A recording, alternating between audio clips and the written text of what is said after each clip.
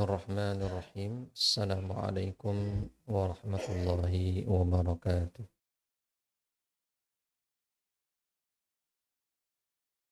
Innal hamdalillah nahmaduhu wa nasta'inuhu wa nastaghfiruh wa na'udzu billahi min shururi anfusina wa sayyiati a'malina. Man yahdihillahu fala mudilla lahu ومن يضلل فلا هادي له وأشهد أن لا إله إلا الله وحده لا شريك له وأشهد أن محمدا عبده ورسوله. قال الله تعالى: يا أيها الذين آمنوا اتقوا الله حق تقاته ولا تموتن إلا وأنتم مسلمون. وقال تعالى: يا أيها الذين آمنوا اتقوا الله وقولوا قولا سديدا يصلح لكم أعمالكم ويغفر لكم ذنوبكم ومن يطع الله ورسوله فقد فاز فوزا عظيما. أما بعد فإن أصدق الحديث كتاب الله وخير الهدى هدى محمد صلى الله عليه وسلم وشر الأمور محدثاتها وكل بدعة ضلالة. معاشر المسلمين والmuslimat, jamaah salat maghrib yang kami hormati rahimani wa rahimakumullah. Alhamdulillah, segala puji dan syukur senantiasa hanyalah milik Allah Subhanahu wa Ta'ala yang terus menganugerahkan kepada kita begitu banyak kenikmatan, kesehatan, kekuatan, waktu luang yang Allah sempurnakan dengan taufik dan hidayah, sehingga kita sampai kembali ke salah satu tempat yang dicintai oleh Allah, yaitu masjidnya. Semoga setiap langkah kaki kita menjadi sebab digugurkannya dosa dan menjadi sebab ditinggikannya derajat kita kelak di surga Allah Subhanahu wa Ta'ala. Allahumma amin. Salawat dan salam semoga senantiasa tersampaikan kepada Nabi kita, Nabi besar Muhammad sallallahu alaihi wasallam, pada keluarganya, para sahabatnya, dan juga seluruh umatnya yang mengikuti ajaran dan tuntunannya hingga hari kiamat nanti. Ma'asyiral muslimin wal muslimat rahimani wa rahimakumullah. Kita masih melanjutkan pembahasan kitab Minhajul Muslim, jalan hidup seorang muslim, sampai kepada bab al-iman bil qada wal qadar, beriman dengan qada dan qadar. Masih di dalam ayat-ayat yang dibawakan oleh penulis Syekh Abu Bakar Jabir Al-Jazair rahimahullah, yang berkaitan dengan takdir Allah, qada dan qadarnya Allah. Malam ini kita masuk ke ayat berikutnya yang disitir oleh penulis dalam kitabnya, yaitu ayat yang ke-22 dari surat Al-Hadid. Surat napa? Al-Hadid. Artosipun napa? Besi, ya. Surat Al-Hadid ayat yang ke-22. Dan nanti insyaallah kami akan menyambungnya ke ayat 23 karena kaitan yang begitu erat dan pentingnya ayat ke-23 juga dibahas mengiringi ayat 22 dari surat Al-Hadid ini. Allah Subhanahu wa Ta'ala berfirman: "Ma asaba min musibatin fil ardi wala fi anfusikum illa fi kitabin min qabli an nabra'aha inna dzalika 'ala Allahi yasir. Tidaklah satupun musibah yang terjadi di bumi maupun di diri kalian, wahai manusia, kecuali ada di dalam kitab sebelum kami menciptakannya, mengadakannya. Sesungguhnya yang demikian itu mudah bagi Allah Subhanahu wa ta'ala. Ini ayat yang ke-22. Adapun ayat yang ke-23 dari surat Al-Hadid, ya, Allah melanjutkan firman-Nya, likaila ta'sau ala ma fatakum wa la tafrahu bima atakum. Likaila ta'sau ala ma fatakum wa la tafrahu bima atakum wallahu la yuhibbu kulla mukhtalin fakhur. Agar supaya kalian tidak berputus asa dari sesuatu yang luput, dan sebaliknya kalian tidak berbangga diri terhadap sesuatu yang kalian raih, dan Allah tidak menyukai orang-orang yang berbangga diri lagi menyombongkan dirinya. Ma'asyiral muslimin rahimani wa rahimakumullah. Secara global, dua ayat ini tentu berkaitan dengan takdir Allah yang pasti terjadi. Di mana melalui dua ayat ini Allah ingin mengingatkan bahwa semua kejadian di alam semesta telah tercatat, ya, tertulis di dalam kitab. Maksudnya kitab niku napa? Lauh Mahfuz. Ya. Semuanya sudah tertulis, semuanya sudah tercatat. Seluruh yang terjadi di alam semesta ini semua dengan catatan, rancangan, ketentuan yang telah Allah tentukan. Dan itu mudah bagi Allah. Nah, kita akan bahas, karena mungkin ada sebagian orang, lu gimana? Kejadian yang begitu banyak, mungkin sekian ribu tahun atau puluhan ribu tahun, atau ada yang menduga-duga konon kalau ketemu fosil katanya sekian juta tahun gitu ya. Gimana itu bisa, ya, dirancang? Mungkin ada yang bertanya. Jadi kita akan bahas. Intinya itu mudah bagi Allah. Nah, ketika kita tahu bahwa semuanya terjadi dengan takdir dari Allah, lalu apa? Di ayat yang ke-23 Allah ingin menumbuhkan ketenangan, kebahagiaan pada hati para hambanya, ya, ketika yakin dengan takdir Allah. Apa itu? Tidak putus asa manakala luput dari sesuatu yang diinginkan. Kebalikannya, tidak sombong, tidak berbangga diri manakala meraih sesuatu yang diharapkan. Ya. Dan ini adalah sikap yang pertengahan, sikap yang menumbuhkan, memunculkan ketenangan, kebahagiaan yang hakiki dalam batin manusia. Kemudian Allah juga ingin mengingatkan bahwasanya Allah itu tidak suka dengan orang-orang yang berbangga diri dan sombong.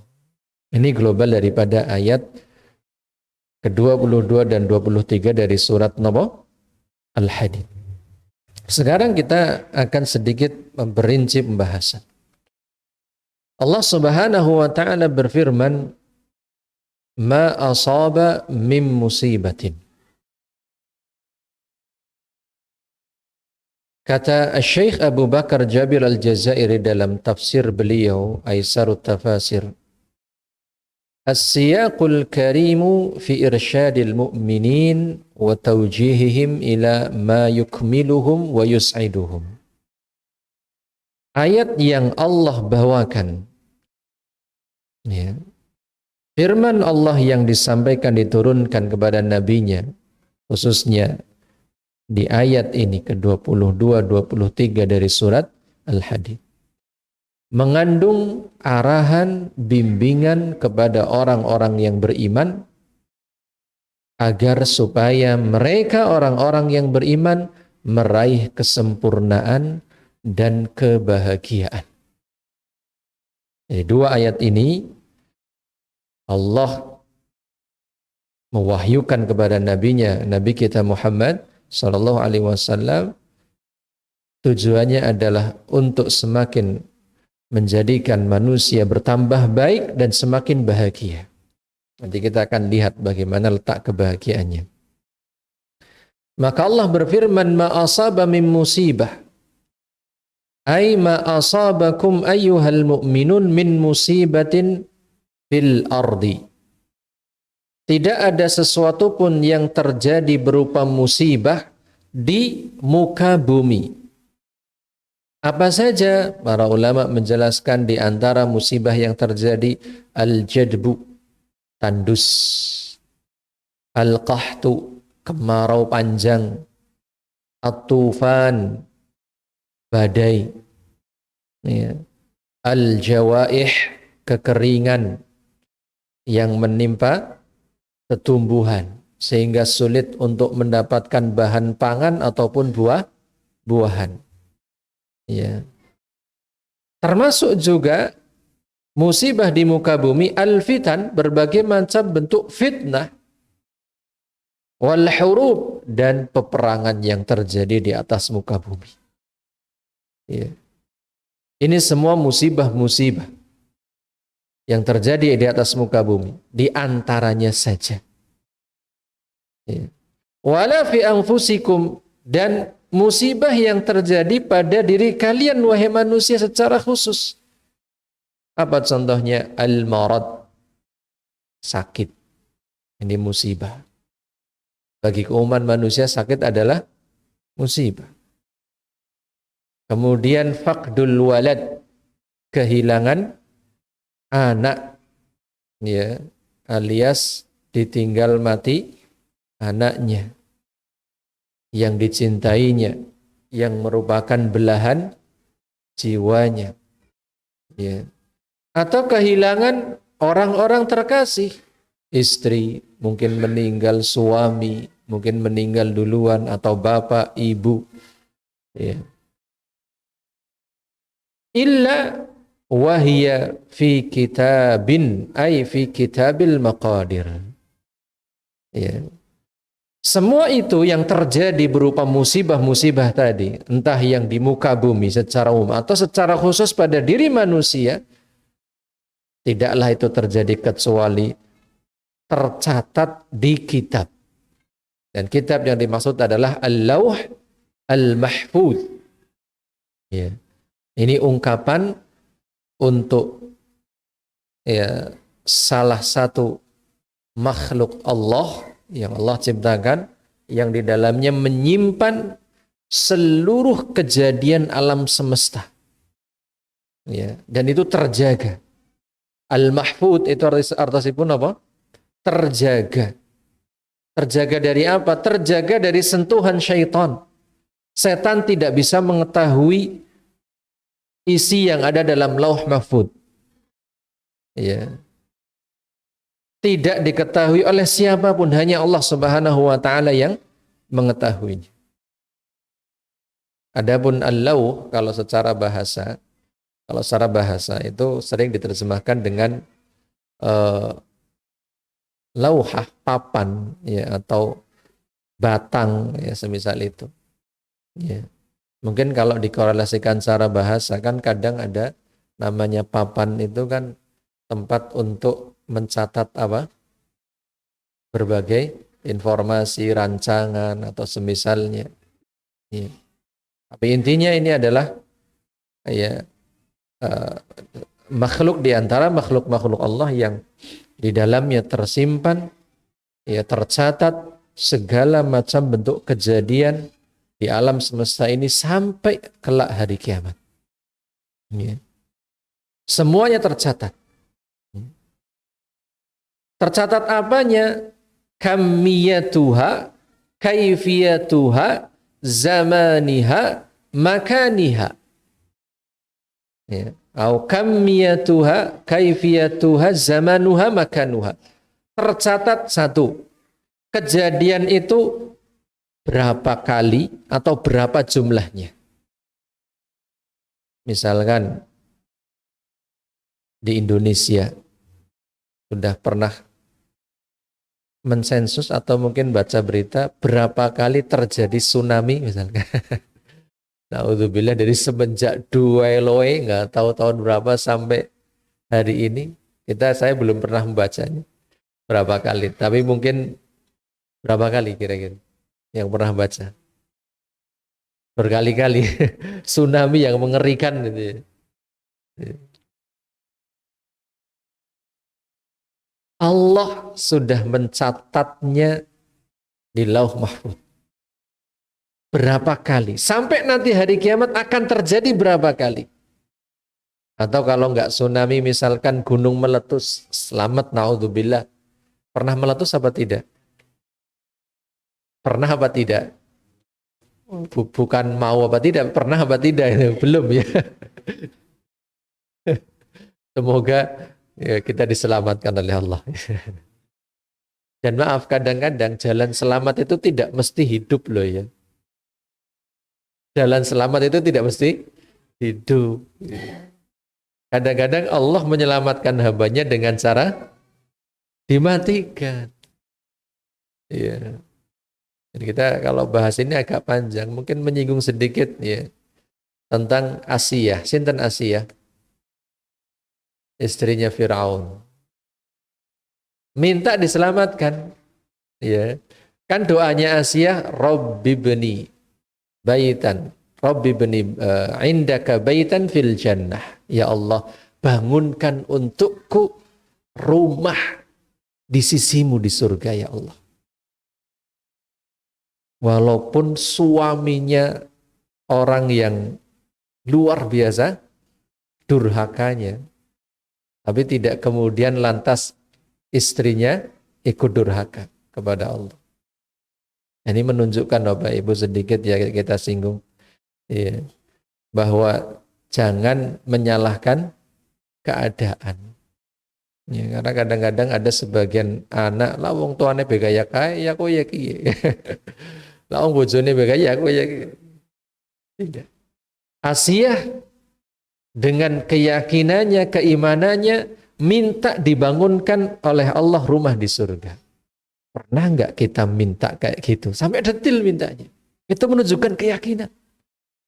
Seringnya kan kita mintanya apa? Ya Allah, tambahin rezeki biar bisa bangun rumah di sini, di sana, atau beli rumah. Pernah nggak minta? Ya Allah, minta rumah di surga. Ya, walaupun mungkin salah satu buktinya ikut bangun masjid, karena siapa bangun masjid akan dibangun rumah di surga. Tapi kadang-kadang itu cuman karena orang kepenak atau beneran yakin biar dapat rumah di surga. Asia yakin. Kemudian apa lanjutan doanya Asia? Setelah Rabbi bni ya indaka baitan fil jannah wa najjini min fir'auna wa amalihi wa najjini minal qaumiz zalimin. Ya Allah, selamatkan aku dari Fir'aun dan perbuatannya yang zalim, dan selamatkan dari orang-orang zalim di sekitarnya, prajuritnya, petingginya, semuanya cenderung zalim, membunuhi anak laki-laki yang lahir. Ya.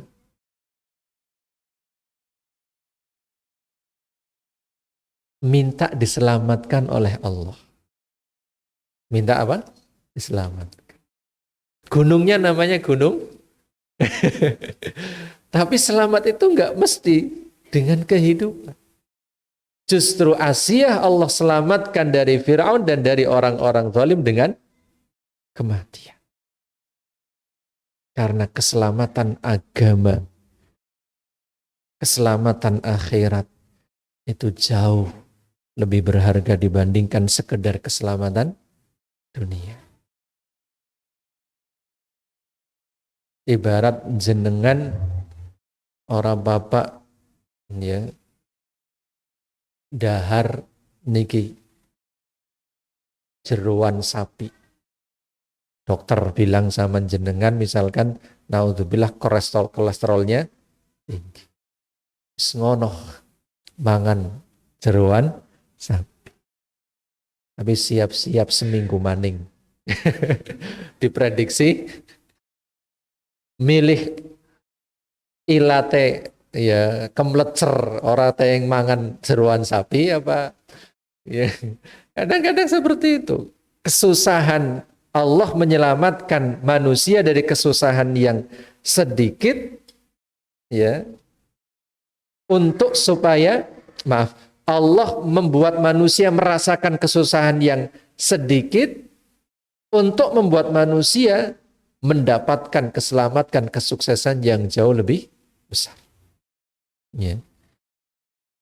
Jadi gara-gara apa tadi? Gunung Selamatnya. Belum pernah mensensus seberapa kali. Tapi Allah sudah catatkan berapa kali dan entah mungkin 1, 2, 3 kita tidak tahu. Ya. Allah sudah catat berapa kalinya. Kalaupun misalkan batuk-batuk, berapa jumlah batuk-batuknya? Kalau menyebulkan asap wedus, gembel, setinggi apa juga Allah sudah catatkan. Berapanya? Kamiyah, hitungan angkanya. Kemudian juga kaifiyah, bagaimananya itu terjadi. Ya, apa mungkin gara-gara karena terlalu banyak pengeboran terhadap bumi untuk mencari apa? Tambang, barang tambang, entah itu minyak, entah itu emas, entah itu nikel. Tentang bagaimana? Karena kan kalau kita bahas, ya kalau kita mengingat ayat-ayat yang lain, ma asabakum musibatin fabima kasabat aidin nas atau aidikum. Tidaklah suatu musibah terjadi terhadap kalian kecuali dengan sebab tangan kalian sendiri. Memang takdir Allah yang menentukan, tapi ada campur tangan dalam tanda kutip. Sing merekna musibah niku kedadian cenderung karena tingkah pola sinten manusia. Allah sudah catatan bagaimananya itu kok sampai gunungnya meletus, naudzubillah. Bagaimana itu sampai tsunami? Paling tidak, kalau bukan karena hal-hal yang sifatnya fisik, tentu karena hal-hal yang sifatnya metafisik dalam tanda kutip. Yang fisik, gunung meletus karena mungkin terlalu sering dibor atau apa sebagainya. Metafisik karena terlalu banyak kesyirikan dan dosa. Karena kerusakan yang paling rusak itu adalah kesyirikan, kekufuran. Semua dengan sebab manusia. Dan bagaimananya itu Allah sudah tentukan. Kemudian selain bagaimananya zaman, kapannya. Kalau kita ditanya musibah yang paling besar yaitu kiamat, nanti pada akhir zaman, kapan terjadi? Kapan? Kalau harinya, hari Jumat. Kalau tanggalnya, tidak tahu. Ya. Pekan keberapanya nggak tahu, bulannya nggak tahu, tahunnya nggak tahu. Ya. Tapi Allah sudah mencatatkan tentang zamannya, waktunya itu kapan. Demikian juga tentang segala musibah, makan tempat kejadian musibah tersebut. Gunung meletus di sinikah, di sanakah. Ya. Saya jadi sedikit teringat kadang-kadang orang Indonesia itu, ya bukannya orang Indonesia, pokoknya banyak kaum muslimin yang silau dengan orang-orang kafir yang kita pikir bahwasanya mereka nggak diapa-apakan, mereka nikmat-nikmat saja, nggak kayak kita di Indonesia, kadang musibah, kadang anu, itu karena kita nggak tahu saja. Di sana-sana juga banyak terjadi, di Amerika, di Eropa banyak terjadi ya gunung meletus ataupun banjir atau tsunami, cuman kita tidak tahu. Merata semua musibah dan Allah sudah tentukan, dan semuanya tujuannya apa? Supaya kembali kepada Allah, mengingatkan. Tapi ketika mereka tidak mau kembali, naudzubillah, maka menjadi istidraj, supaya mereka terus-menerus berbuat dosa sampai meninggal tidak sempat bertaubat, sehingga sisa ribuan bahkan jutaan sampai kekal pada hari kiamat mengalami kesengsaraan, walaupun di dunia mengalami nikmat kelezatan dunia yang sementara. Ya.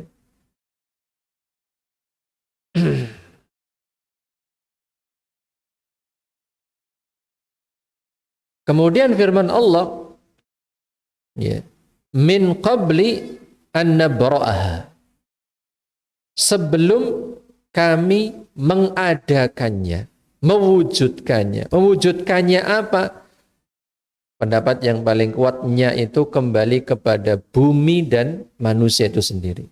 Sebelum bumi itu diciptakan, diadakan, manusia itu diciptakan, diwujudkan, Allah sudah menentukan seluruh kejadian sampai masalah musibah. Ya. Sampai masalah musibah. Sehingga sebagian ulama mengatakan sebelum mengadakan apanya? Musibahnya. Sebelum musibah terjadi, Allah sudah tentukan.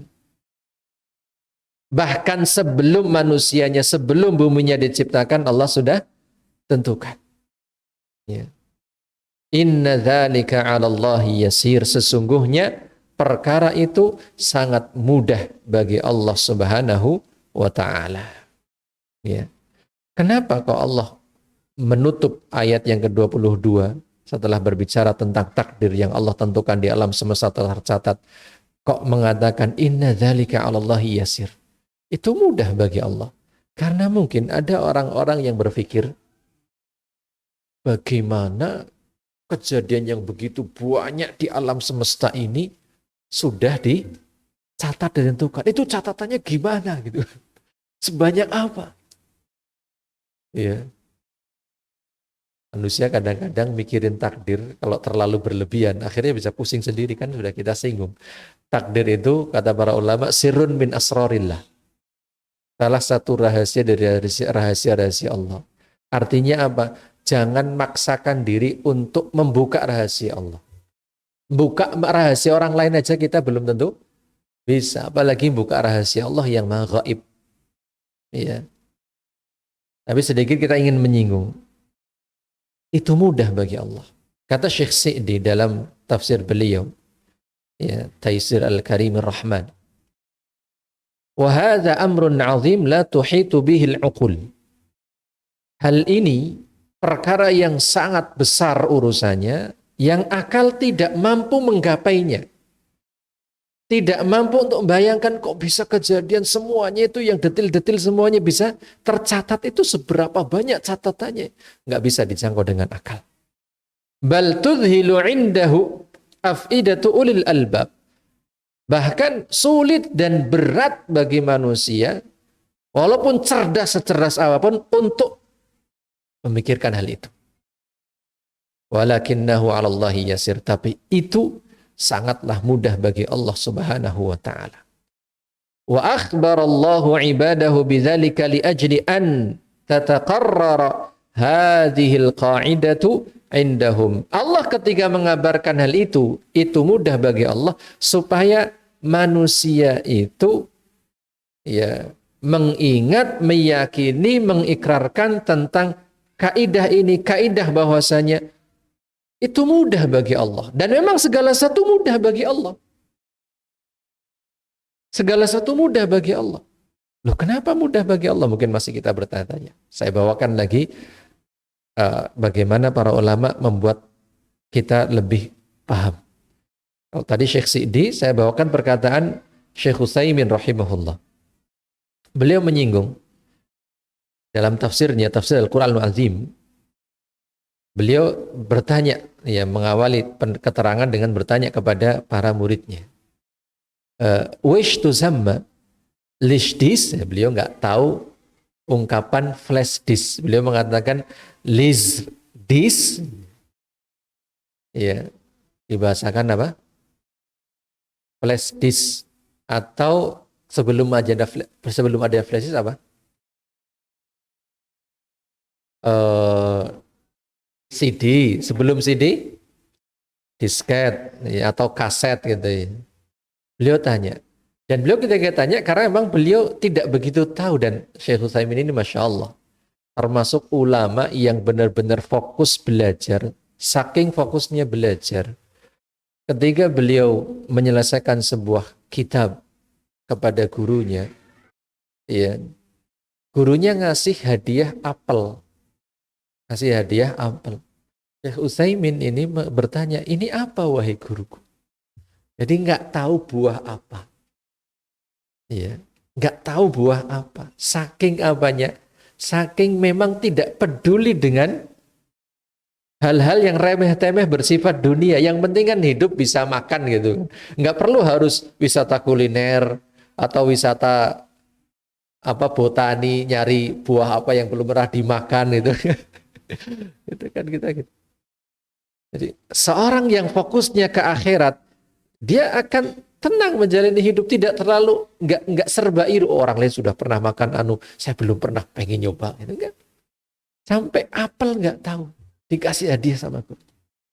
Nah, beliau bertanya kepada beliau, apa itu namanya flash disk atau mungkin disk semacam itu? Kata Syekh Utsaimin rahimahullah, al-muhim ala kulli hal ta'rifunaha al-an. Antum tahulah itu maksudnya apa. Hiya ibaratun an lawhatin saghiratin kal qars tusajjalu fiha alaf al-kalimat. Flash disk yang sekarang masih dipakai, ya nggak tahu nanti akan muncul apa lagi yang lebih canggih lagi, apa sudah muncul yang lebih lagi. Ya. Lauhah cuman papan batangan kecil, tapi di dalamnya bisa menyimpan data berapa giga. iPhone yang paling mahal berapa tera? Ya. Nggak tahu 1 tera, 2 tera ukurannya. Itu kan data banyak sekali. Iya. Banyak sekali data. Padahal itu kecil. Kata Syekh, qad yusajjalu fiha jami'u kutub al-hadis al-mu'allafa. Itu mungkin bisa menghimpun kitab-kitab hadis semuanya. Au jami' tafasir, bahkan mungkin adalah kitab-kitab tafsir semuanya. Au jami' kutub al-fuqaha, atau kitab-kitab fikih semuanya. Wahiyya min sun'il adami, padahal itu bikinan siapa? Manusia. Itu bikinan manusia. Fa kaifa bisun'i man yaqul syai', bagaimana dengan ciptaan Allah yang cukup ketika menghendaki sesuatu mengatakan kun fayakun. Maka semua mudah bagi Allah Subhanahu wa taala. Manusia aja bisa bikin sesuatu yang kecil tapi menyimpan banyak. Maka lauh mahfud, kita nggak tahu seberapa besar, seberapa kecil, tapi tersimpan seluruh catatan kejadian alam semesta sampai hari kiamat kelak. Sehingga semua kejadian dalam semesta termasuk masalah musibah telah diketahui oleh Allah Subhanahu wa taala. Ya.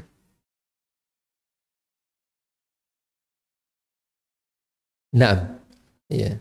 Jadi terjadinya musibah ya di alam semesta ini telah diketahui Allah dan telah dicatat di Lauh al-Mahfuz, dan itu sangat mudah bagi Allah.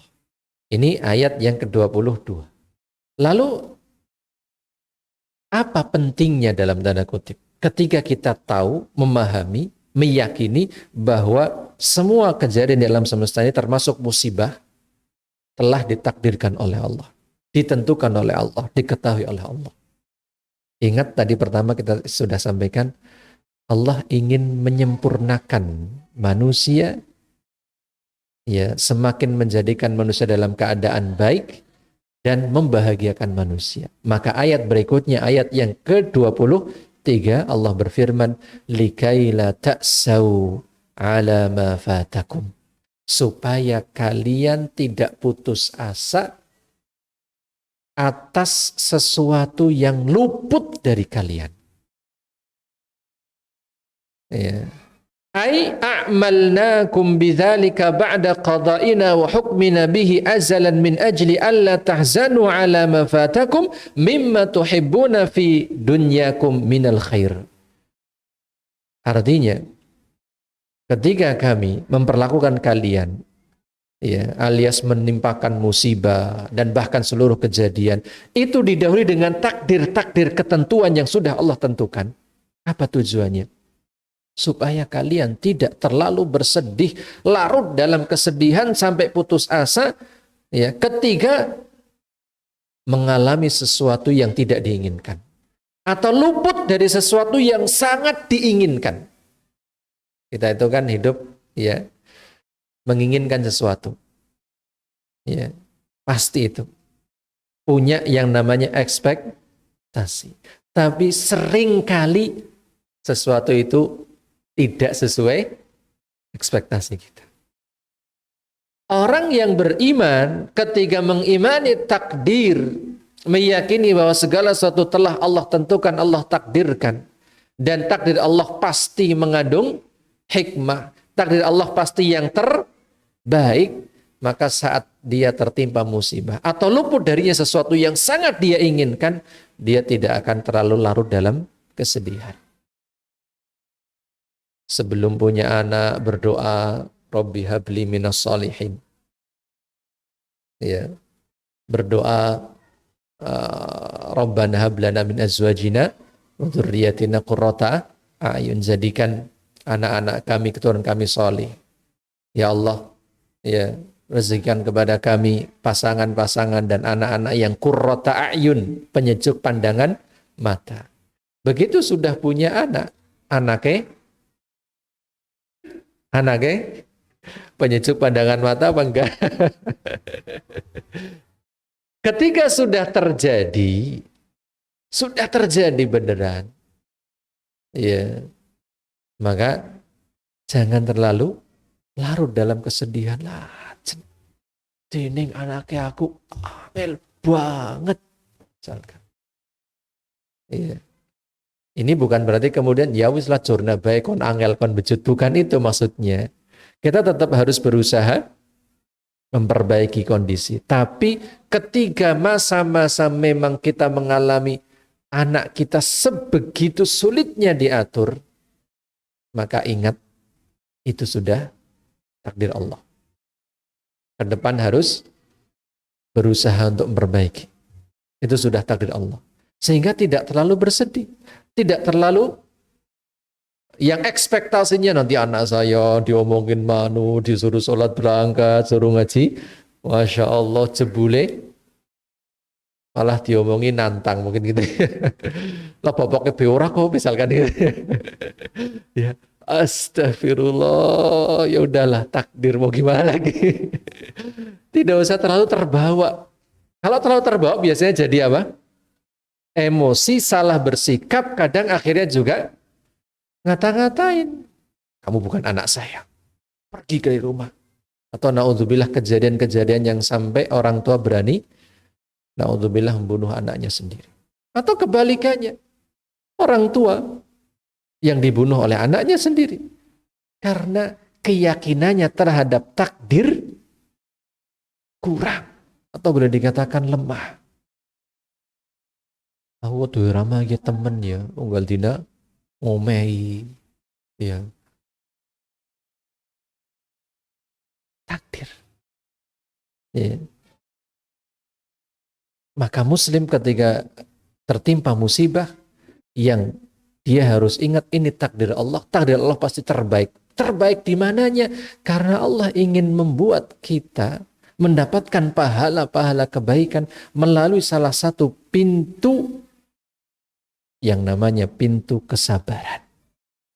Saat itulah seorang mukmin dia bersabar. Yang Allah berfirman, innama yuwaffas sabiruna ajrahum bighairi hisab. Orang-orang yang bersabar hanya akan dibalas, diganjar dengan ganjaran yang tanpa batas hitungan. Orang-orang yang bersabar, pahalanya tanpa batas hitungan. Kalau nggak salah kita pernah singgung di Ramadan kemarin. Iya. Jenengan kalau ketemu orang kaya raya, triliunan uangnya, maunya dikasih 1 triliun apa cek kosong? Pilih cek kosong apa 1 triliun? Cek kosong sudah tanda tangan nih, sudah distempel, tinggal mencairkan. Pilih 1 triliun apa cek kosong? Kalau yang cerdas pilih cek kosong, mau 1 nolnya 12 apa nolnya 20 kan? Orang yang bersabar pahalanya tanpa batas hitungan. Terserah Allah. Kebalikannya wala tafrahu bima atakum, jangan terlalu bangga dengan apa yang Allah berikan kepada kalian. Alias jangan sombong. Kemudian Allah tutup dengan apa? Wallahu la yuhibbu kulla mukhtalin fakhur.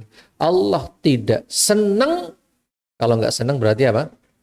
Murka, benci terhadap orang-orang yang mukhtal fakhur. Dalam sebagian tafsir menyebutkan keterangan, mukhtal itu menyombongkan diri. Sedangkan fakhur ada indikasi merendahkan orang lain. Mungkin kalau gampangannya orang yang mukhtal itu gue gitu loh, tanpa ngerendahin orang lain secara langsung, secara verbal.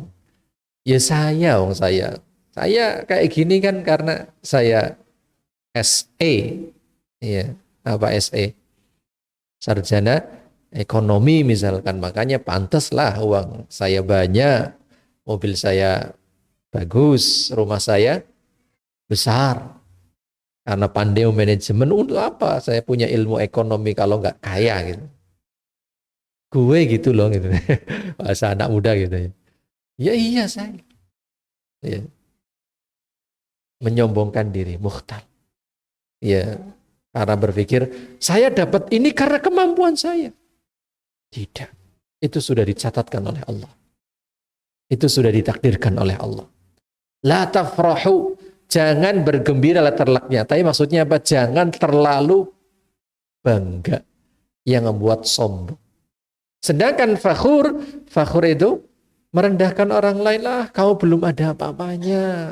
Kamu tuh masih ya, belum. Ya. Itu fakhur. Walaupun dua-duanya sama-sama bentuk kesombongan.